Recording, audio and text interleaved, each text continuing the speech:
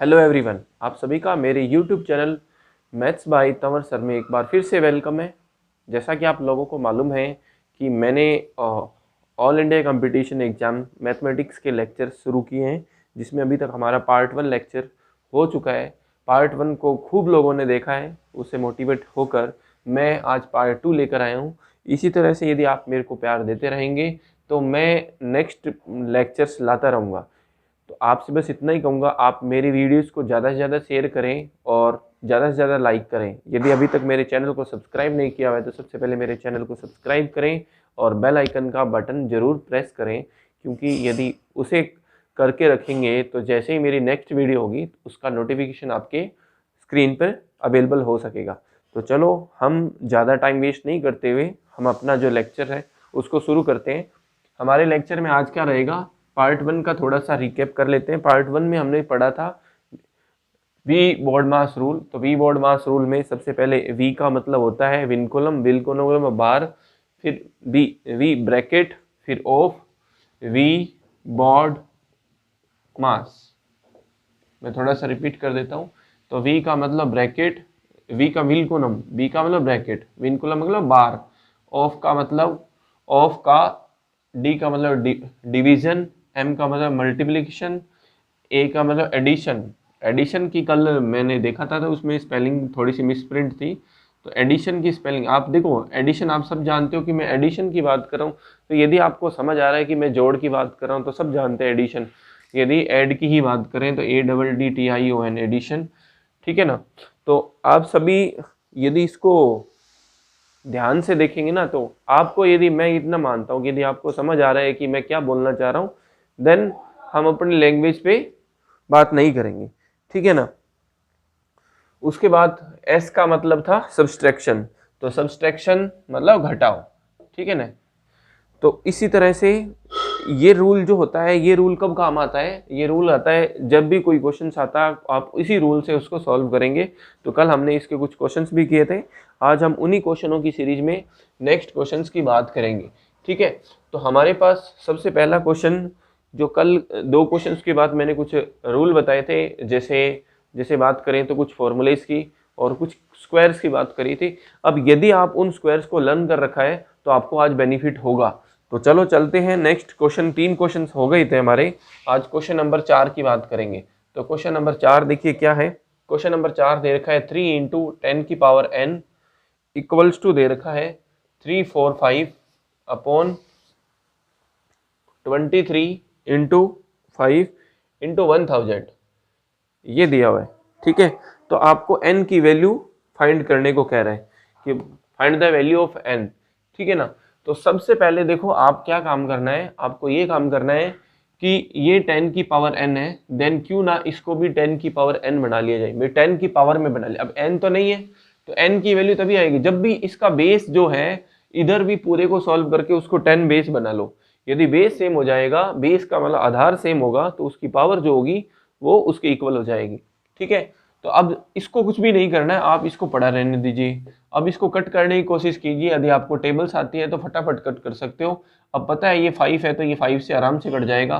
कितनी बार कटेगा, 5 6 जा 5 6 के 30, 4 5 9 45 और 23 3 69, 3 बार, ठीक है। और 3 इंटू 1000, तो यदि 3 से 3 भी कट करें ना तो ये 3 से 3 कट हो गया। तो 10 की पावर n बराबर 10 की पावर 3, तो n बराबर 3। तो आपका आंसर आ जाएगा n बराबर 3। तो बहुत अच्छा प्रश्न है, ठीक है, ऐसे प्रश्न पूछे जाते हैं, ठीक है ना। तो मैंने लेवल इजी रखा है, ठीक है ना। तो अब हमारे पास एक क्वेश्चन और आता है। अब आपको मैं आज क्वेश्चन की सीट, कल टेलीग्राम चैनल में कुछ टेक्निकल एरर आ रहा है, उस एरर को मैं दूर कर दूंगा। तो आज मैं उसकी सीट अवेलेबल करवा दूंगा, आज मैं उसी सीट के प्रश्न कराने वाला हूँ और जो बाकी बच जाएंगे आप उसको सॉल्व करेंगे, उसी सीट के प्रश्न करेंगे जो मैं आपको टेलीग्राम चैनल पर अवेलेबल कराऊंगा, ठीक है। तो अभी हमारा नेक्स्ट क्वेश्चन है क्वेश्चन नंबर 5। तो क्वेश्चन नंबर 5 क्या दे रखा है, देखिए जरा। क्वेश्चन नंबर 5 है किसी छड़ के 1/10 भाग को लाल। अब देखो ये प्रश्न है अलग अलग टाइप का। कोई छड़ है, हमें छड़ की लेंथ नहीं मालूम, लेकिन उसका 1/10 पार्ट क्या है, वो 1/10 भाग तो क्या है, लाल रंग का है, ठीक है। उसके बाद उसने बोला है कि 1/20 भाग नारंगी है। उसका 1/20 भाग नारंगी रंग का है। उसके बाद क्या बोला गया है, उसके बाद बोला 1/30 भाग पीला है, 1/30 भाग आपका पीला है। ठीक है, उसके बाद क्या बोला गया है, उसके बाद 1/40 भाग हरा, 1/50 भाग नीला, 1/60 भाग काला। ठीक है, पीला, उसके बाद हरा, फिर नीला और काला। 1/40 भाग पीला, नीला, 1/50 भाग हरा, और फिर 1/60 भाग जो भी बचा है वो पार्ट देख लो, कौन सा दिखा रहा है, काला दिखा रहा है। ठीक है, काला है। और जो कह रहा है कि जो बच गया ना, जो शेष बच गया वो बैंगनी है। ठीक है, शेष बच गया वो बैंगनी है। तो क्वेश्चन क्या कहता है, क्वेश्चन समझना है आपको कि 1/10 भाग लाल रंग का है। क्वेश्चन यदि आप लिखना चाहते हो तो मैं आपको लिखवा सकता हूँ, किसी छड़ का 1/10 भाग लाल रंग का है, 1/20 भाग नारंगी रंग का है, 1/30 भाग पीला रंग का है, 1/40 भाग नीले रंग का है, 1/50 भाग हरे रंग का है, 1/60 भाग काले रंग का है, और शेष भाग बैंगनी रंग का है। ठीक है, और यदि बैंगनी रंग की लंबाई दे रखी है, बैंगनी रंग का है, और बैंगनी रंग की लंबाई तुम्हें मालूम है, बैंगनी रंग की लंबाई उसने दी हुई है। ठीक है, पर्पल बैंगनी, उसकी लंबाई दे रखी है 12.08 मीटर। ठीक है, 12.08 मीटर। जो आपके पास रिमाइंड बचा है वो 12.08 है। तो छड़ की कुल लंबाई बताइए। तो देखो मैं आपको इसके दो तरीके बताऊंगा करने के। एक तो देखो मैथमेटिकल तरीका बताऊंगा, और दूसरा तरीका शॉर्ट एंड स्वीट कि हमें एग्जाम में कैसे करना है। तो देखो मैथमेटिकल तरीका क्या होता है इसका, मैथमेटिकल तरीका ये हम करना चाहे भी ना, तो मैं देखो इसका प्रोस तरीका बता सकता हूँ। यदि इसका मैथमेटिकल तरीका की बात करें ना, तो पूरे सभी ऐड देखो, ये एक्स मान लो कि लेंथ है, एक्स लेंथ का है छड़, और उसमें फिर क्या है कि आपके पास ये पूरी लेंथ की छड़ है, और इस पूरी लेंथ की छड़ में से ये अलग अलग पार्ट्स के दे रखे हैं, और फिर आप सॉल्व कर रहे हो। ठीक है, बट हम उस लेंथ से नहीं करेंगे। मैं आपको एक सिंपल सा शॉर्ट तरीका बताता हूँ। क्या है, आपके पास जो भी डाटा दे रखा है ना उसको ऐड कर लीजिए। ठीक है, ये 1/10 तो 1/10 plus 1/20 plus 1/30 plus 1/40 plus 1/50 plus 1/60, इसको ऐड करना का तरीका क्या रहेगा। तो सबसे पहले आपको डायरेक्ट तो ऐड कर नहीं सकते ना, कि यदि नीचे इक्वल हो ना तो आप डायरेक्ट ऐड कर सकते हो। तो नीचे इक्वल कैसे कब होगा, इन सब का एलसीएम नीचे जो होगा ना वो एलसीएम से इसे मल्टीप्लाई कर दे तो नीचे सब में इक्वल हो जाएगा। ठीक है, तो इसका एलसीएम 600 बनता है। देख लो 10 20 30 30, यदि हम इसको कैलकुलेट करेंगे ना तो 600 इसका एलसीएम बढ़ेगा, क्योंकि ऐसा कोई डिजिट नहीं है जिसमें ये 600 का डिवाइड नहीं। तो मिनिमम एलसीएम जो है, ठीक है, तो 600 आएगा। 600 का 60 आ जाएगा, यहाँ कितना आ जाएगा 30 आ जाएगा, यहाँ कितना आ जाएगा 30 20 आ जाएगा, 0 से काटे तो 3 दूना 6 20 आ जाएगा, यहाँ 15 आ जाएगा, यहाँ 12 आ जाएगा, सॉरी यहाँ 12 नहीं आएगा, यहाँ 15 चौके 60, यहाँ 12 आएगा, और यहाँ 10 आएगा। सही है, 10 आएगा। ठीक है, तो अब हमें कैलकुलेट करते हैं। तो हमारे पास डाटा जो आएगा कितना आएगा, 60 30 90 90 और 20, 110 120 120 130 140 147 आ जाएगा। तो 147/600 है। ठीक है, तो यदि ये कटता है तो काट देंगे। तो कट रहा है बेटा, देखो ये हमारे 3 की टेबल से कट रहा है। तो 3 चौके 12, ठीक है, और 3 निम 27, और ये 200, तो 49/200 बड़ा। मतलब इन सब का ऐड क्या है, 49/200। मतलब टोटल पार्ट इतने कलर से किया हुआ है, ये टोटल है। अब एक में से यदि इसको माइनस कर देना तो हमारा जो वो बैंगनी दिया हुआ है उसके इक्वल आ जाएगा। मतलब एक में से आप 49/200 माइनस कर दो। क्योंकि सर एक में से क्यों, सिंपल सी बात है बेटा। देखो मैं इसको समझाने की कोशिश करूँ तो क्या है, ये जो पार्ट है ना, ये जो पार्ट, ये सब अलग अलग कलर के, कितने कलर है देखो, उतने कलर लिख देता हूँ। 1 2 3 4 5 6 कलर है। तो 3 4 5 6, ये 6 कलर है। ठीक है, 1 2 3 4 5 6, और इन सब का ऐड जो है ना, इन सब का ऐड है हमारे पास कितना, 49/200 है। ठीक है, अब ये जो इतना सा कलर है ना वो बैंगनी कलर है, ये वाला बैंगनी है। ठीक है, तो इस पूरे में से, पूरी मतलब यहाँ से लेके यहाँ तक में से यदि इसको माइनस कर दूं मैं, तो ये वाला बच जाएगा कि नहीं बच जाएगा, खुद सोच के देखो। पूरी लेंथ में से ये वाली लेंथ हटा रहा हूँ तो ये लेंथ बचेगी। तो वही काम कर रहा हूँ, पूरी लेंथ में से ये लेंथ हटा दिया, तो पूरी लेंथ 1 मान ली थी हमने कि 1 में से ये लेंथ हटाएंगे तो हमारे पास बचेगा क्या, बैंगनी लेंथ बच जाएगी। तो 200 में से 49 माइनस कर देंगे तो हमारे पास बैंगनी लेंथ आ जाएगी। बैंगनी लेंथ हमें दे रखी है 12.08, ठीक है। तो 200 में से 49 माइनस करेंगे तो 151 बचेगा। तो 151 बटा 200 किसके बराबर आएगा? 12.08 के। अब देखो इस पॉइंट को हटाने का तरीका, यदि हम पॉइंट हटाते हैं तो जितनी जीरो डिजिट होती है उतने ही जीरो आते हैं। तो एक दो डिजिट थी, 2 जीरो आएंगे ताकि हम इसको कैंसिल कर सकें। अब हमें एक निकालना है, क्योंकि हमें ये तो निकालना है छड़ की लेंथ क्या है, हमने एक छड़ की लेंथ मानी है, वही एक्स जो एक्स के तरीके से कराता है वही चीज़ है बेटा ये, ठीक है। तो अब इसको मल्टीप्लाई कर देंगे तो 1208 को 2 से मल्टीप्लाई कर देंगे, अपॉन में एक यहाँ छोड़ दो, मान लो एक्स मान लो, तो 151 इसके डिवाइड में कर दो तो ये एक के बराबर आ जाएगी। एक मतलब छड़ के बराबर आ जाएगी, ठीक है। कैलकुलेशन कर लो, ये कट होता है तो कट कर देना। ये आपके पास कौन सी टेबल से कट हो रहा है? 151 और 1208, तो मेरे हिसाब से ये 151 है ना, आप इसको कट करोगे तो कितना आएगा? 151 को यदि मैं 8 से मल्टीप्लाई कर दूँ ना, मेरे हिसाब से 15 8 120, हाँ बिल्कुल पूरा पूरा होएगा। देखो 8 बार कटेगा ये, तो 8 दूना 16, इसका मतलब 16 मीटर है ना वो पूरे छड़ की लेंथ है। 16 मीटर आपकी छड़ की लेंथ आ जाएगी। तो बेटा आपको ये करना ही पड़ेगा, और कोई तरीका नहीं है इसका। कोई कहेगा नहीं शॉर्ट एंड स्वीट, कोई शॉर्ट एंड स्वीट तरीका नहीं है। ये देखो क्या हो जाता है, जब ये डाटा ज़्यादा था बेटा यहाँ पर तो थोड़ी सी टाइम लगा। ये एसएससी लेवल के क्वेश्चंस करा रहा हूँ तो एसएससी लेवल में डाटा इतना ही पूछता है। यदि आपको ना कि छोटा है, छोटा नहीं आता, इतना ही लेंथ का आएगा, ठीक है। तो आई होप मैंने जो क्वेश्चन समझाया है वो आपको समझ आया होगा। यदि नहीं समझ आया वीडियो को दोबारा देखें, समझ आ जाएगा। चलेंगे अपने नेक्स्ट क्वेश्चन पे वीडियो, ठीक है। तो आज जो आपको सीट मिलेगी मैं उसके क्वेश्चंस स्टार्ट कर रहा हूँ। तो आज सीट का फर्स्ट क्वेश्चन है, देखो सीट का फर्स्ट क्वेश्चन करा रहा हूँ। फर्स्ट क्वेश्चन दे रखा है √289 डिवाइड √x इक्वल्स टू 1/5। आपके पास ऑप्शन है A equals to 7/25, B option है 17/25, सी ऑप्शन है 25/17 और डी ऑप्शन है 425, ठीक है। तो इन चारों ऑप्शन में से कौन सा हमारा सही आंसर है वो देखते हैं, ठीक है। तो सबसे बेटर और बेस्ट तरीका बताऊंगा बेटा, शॉर्ट एंड स्वीट, ठीक है। तो क्या तरीका रहेगा, मैंने कल ही बताया था। अभी अंडर रूट इसका मतलब स्क्वायर है किसी न किसी की, यदि आपने याद किया होगा तो आपको इसका स्क्वायर मालूम चल जाएगा। तो 289 किसका स्क्वायर होता है? 17 का। तो 17 ये डिवाइड में √x equals to 1/5, cross multiply कर दो, √x इक्वल्स टू 85, ठीक है। अब ये स्क्वायर है तो अंडर रूट है तो बोथ साइड स्क्वायर कर देंगे तो 85 का स्क्वायर ही हमारा रिजल्ट हो जाएगा। अब 85 का स्क्वायर कितना अच्छा है, देखो 5 का स्क्वायर कर लो 25, अब ये 8 का स्क्वायर करना है ना तो एक इसमें ऐड कर दो, 8 में एक ऐड करो 9, तो 9 को 8 से मल्टीप्लाई करोगे तो 72।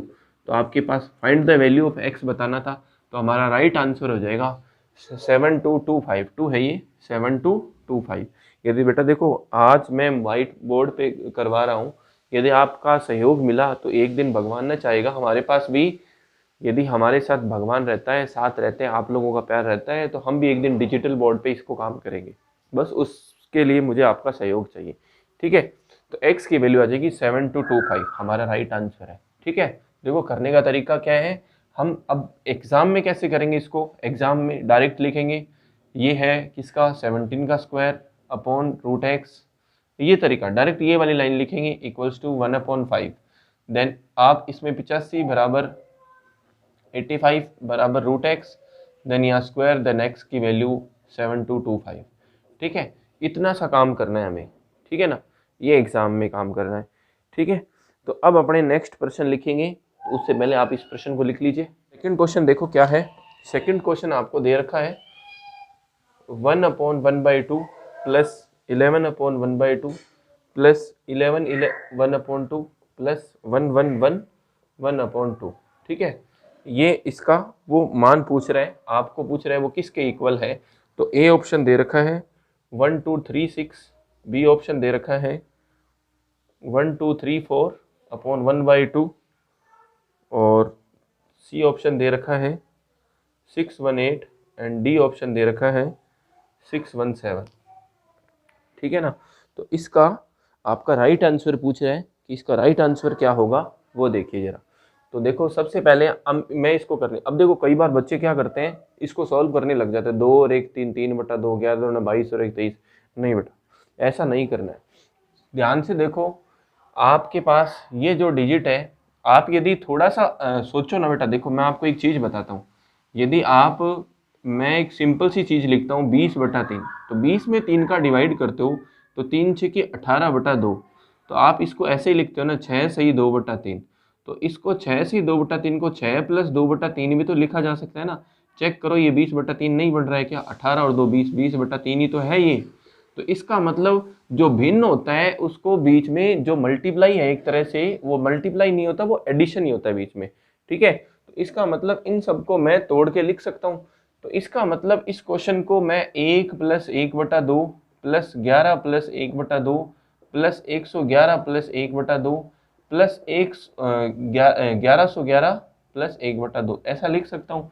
तो इसका मतलब 1/2 1/2 1/2 1 जुड़ के कितने हो गए? 1 और 1 2, तो 2 ये हो गए। तो इसका मतलब ये 1/2 का तो काम ही खत्म हो गया। तो इसका मतलब हमें किसको जोड़ना है? 111 और 1111 को जोड़ना है। ठीक है, तो यदि हम इनको ऐड कर दें तो हमारे पास इसका रिजल्ट आ जाएगा। देख लो कितना आ जाएगा, इसमें ऐड 2 भी होगा, तो ये आ जाएगा 4, ये आ जाएगा 3, ये आ जाएगा 2, ये आ जाएगा 1। और इसमें कितना ऐड करना है? इसमें हमें 2 ऐड करना है।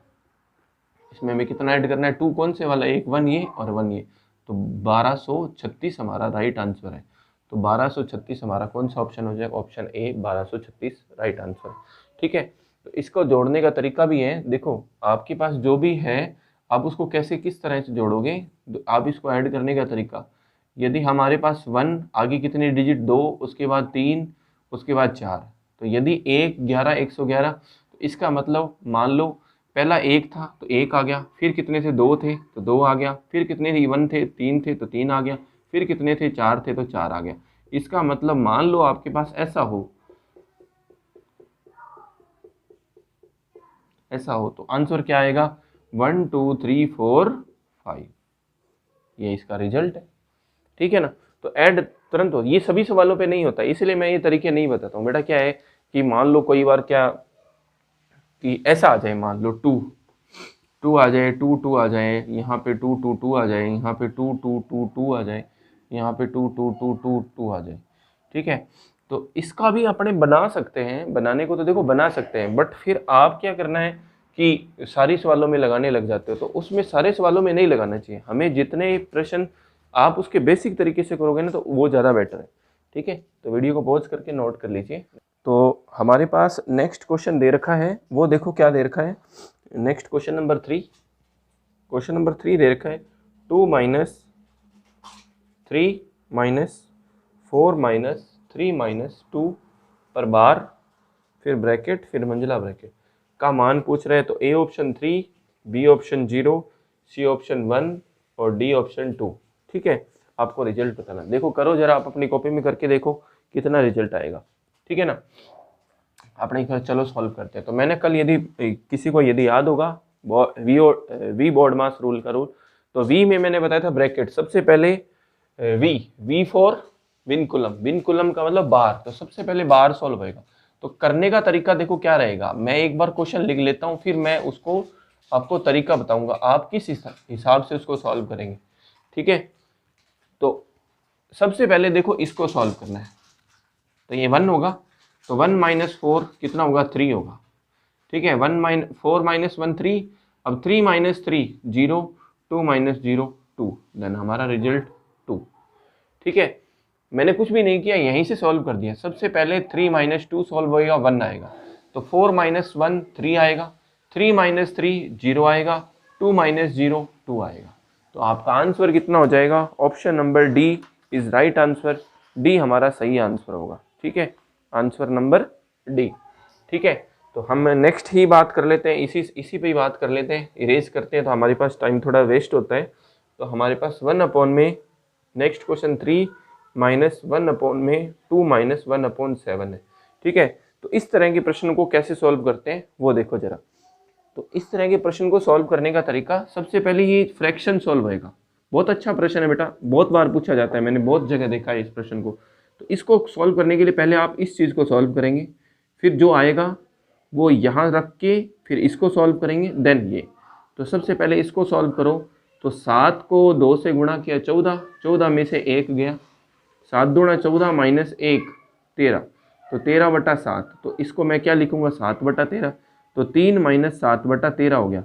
तो 13 3 39, तो 39 में से 7 माइनस करने कितने बच जाएंगे, 32। तो 32/13, ठीक है, 32/13 आ जाएगा। तो ये इसका रिजल्ट आया नीचे वाले का पूरे का 32/13। तो इसको हम लिख क्या देंगे, 13/32। अब हमने ऑप्शन चेक नहीं किए थे, इसके ऑप्शन क्या क्या है।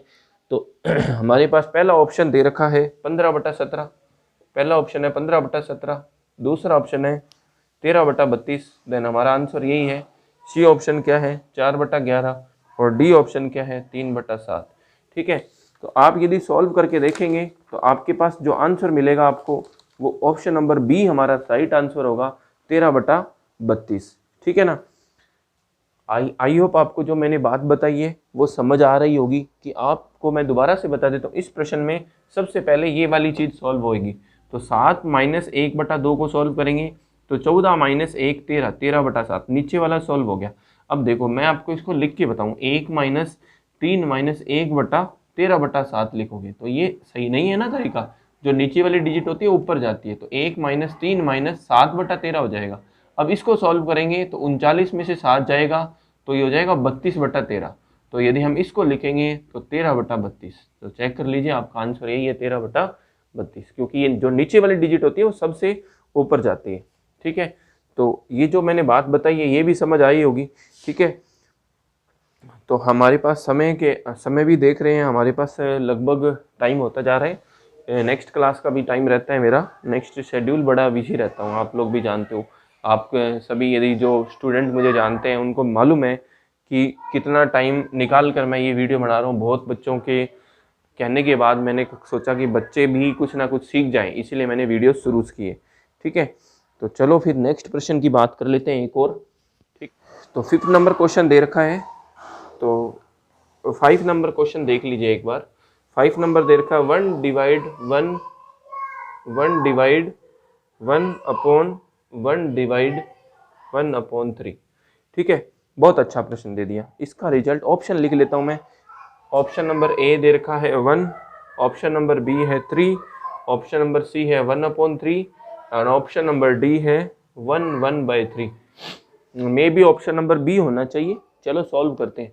मे बी जहाँ से पता चल रहा है मेरे को 3 डायरेक्ट आंसर आता है। चलो बाद में आपको सॉल्व भी कर लेते हैं। तो पहले सबसे पहले ये सॉल्व होगा। तो ये सॉल्व करने के लिए डिवाइड किस में बदलेगा, मल्टीप्लाई में। तो देखो 1 डिवाइड 1 तो 1 ये डिवाइड किस में बदलेगा, मल्टीप्लाई में। और यदि डिवाइड मल्टीप्लाई में बदलता है तो 3 हो जाता है ये। तो ये 1/3 बन गया। ठीक है ना, तो ये 1 डिवाइड ये 1/3 बन गया। तो इसका मतलब एक या वापस यही क्वेश्चन बन रहा है। ठीक है, तो 1 डिवाइड 1/1 ये मल्टीप्लाई में बन जाएगा, तो 3 में बन जाएगा, 3/1 हो गया, क्योंकि ये भी 3/1 है, तो ये भी 3/1 3 होगा। तो इसको सॉल्व करेंगे तो 1 डिवाइड 1/3, और इसको भी मल्टीप्लाई में बदल लेंगे तो 1 मल्टीप्लाई 3, देन आंसर 3। मैंने क्या कहा था, ऑप्शन नंबर बी। ठीक है ना। तो मैं आपको एक ट्रिक बताता हूँ। ट्रिक क्या है, ट्रिक ये है, यहाँ पे आपके पास कुछ भी डिजिट आ जाए यहाँ, लेकिन यहाँ 1 आए। जैसे मान लो यहाँ 1 डिवाइड 1/1/1/1/x, देन उसका आंसर x ही होगा। ट्रिक ही है ये। सब चाहे कितनी लंबी आ जाए, ये तो इतने पे रुक गया ना। मान लो ये चलता जाए, रुके ही ना। ठीक है ना, ये आप जब देख रहे हो इसको करता ही जा रहा है और ये रुक ही नहीं रहा है। ठीक है ना, तो उसका लास्ट में बस पूरे सवाल में डिवाइड दिखना चाहिए और लास्ट में 1, पूरे में 1 दिखना चाहिए था, आंसर 1। सॉल्व करने की आंसर x, जो x यहाँ लास्ट में वैल्यू वही, आपको सॉल्व करने की जरूरत नहीं है। ये ट्रिक है। ठीक है ना, बट मैंने ट्रिक आपको बहुत कम सिखाऊंगा, बिना ट्रिक से सॉल्व करेंगे। ट्रिक देखो भूल जाते हैं, और यदि आपने बेसिक किया होगा तो कभी भी नहीं भूलोगे। ठीक है, तो आई होप आज की वीडियो जो मैंने बताई है आप लोगों को समझ आई होगी। यदि आप लोगों को अच्छा लगा है तो मेरी वीडियो को लाइक करें, शेयर करें, और मेरे चैनल को ज़रूर सब्सक्राइब कर लें। ठीक है, मेरी वीडियो को देखने के लिए थैंक यू। मिलते हैं नेक्स्ट वीडियो में। जय हिंद, जय भारत।